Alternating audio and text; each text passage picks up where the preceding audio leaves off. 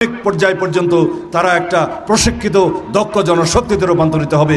কেউ বেকার থাকবে না এই দেশে। আর খেলাধুলা সংস্কৃতিতে সর্বত্র অংশগ্রহণ করার মধ্য দিয়ে একটা সুস্থ স্বাভাবিক জাতি গঠন করব আমরা ইনশাআল্লাহ।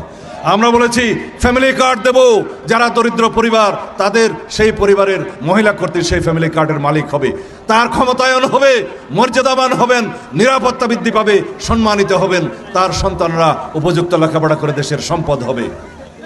আমরা বলেছি কৃষক ভাইদের জন্য কৃষক কার্ড দেব, ক্ষুদ্র মাঝারি বৃহৎ কৃষক সবাই এই কার্ড পাবে, যার মধ্য দিয়ে আবহাওয়া রিপোর্ট, কৃষি লোন, মৌসুমের সমস্ত খবর এবং সমস্ত কৃষি উপকরণ ন্যায্য মূল্যে প্রাপ্ত হবে। তার সমস্ত উৎপাদিত দ্রব্য বাংলাদেশে যথাযথ মূল্যে বিক্রি করতে পারবে, সরকার ব্যবস্থা করবে। কৃষকের মেরুদণ্ড যদি, অর্থনৈতিক অবস্থা যদি শক্তিশালী হয়, তাহলে জাতির মেরুদণ্ড শক্তিশালী হবে। আমরা জানি শিক্ষাই জাতির মেরুদণ্ড, কিন্তু আমাদের কৃষক ভাইদের সংখ্যা শতকরা 60-70 ভাগ এই দেশে কৃষি নির্ভরশীল দেশ। এই দেশের কৃষকরা যদি ভালো থাকে, অর্থনৈতিকভাবে যদি সমৃদ্ধ হয়, তাহলে এই দেশের অর্থনীতি সমৃদ্ধ হবে। বলেছি আমরা সকল নাগরিকের হাতে স্বাস্থ্য কার্ড থাকবে, ডিজিটাল স্বাস্থ্য কার্ড থাকবে, যে কার্ড থাকলে সরকারি চিকিৎসালয়ে, হসপিটালে বিনামূল্যে চিকিৎসা দিতে বাধ্য থাকবে।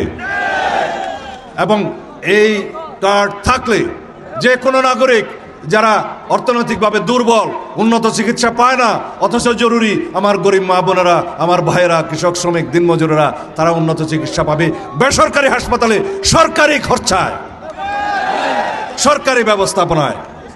আমরা এইভাবে প্রত্যেকটা খাতে সমস্ত জায়গায় আমরা পরিকল্পনা প্রণয়ন করেছি।